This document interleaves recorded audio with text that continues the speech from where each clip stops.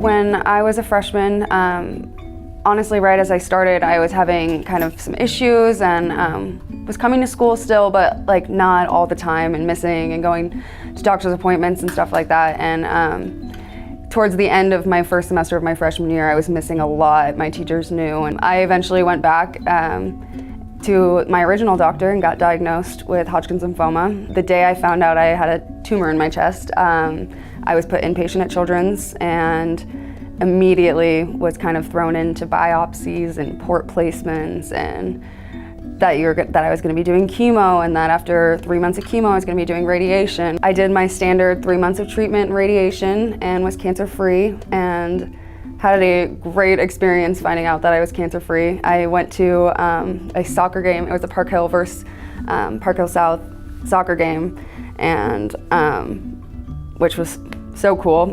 We won that night and it was a great game, and I just remember like everyone here being so excited for me, and like it was just good to be here and smiling and feeling good. And it was a great like next couple of months, but within 90 days I was sick again, and almost like full reoccurrence. And so I went into like really extensive treatment for the next year, did treatment after treatment, and eventually they kind of just stopped working. I found out I was in the 2 percentile of people with Hodgkin's lymphoma that are unresponsive to chemotherapy. I was lucky enough to get to do a drug called nivolumab, which is an autoimmune therapy.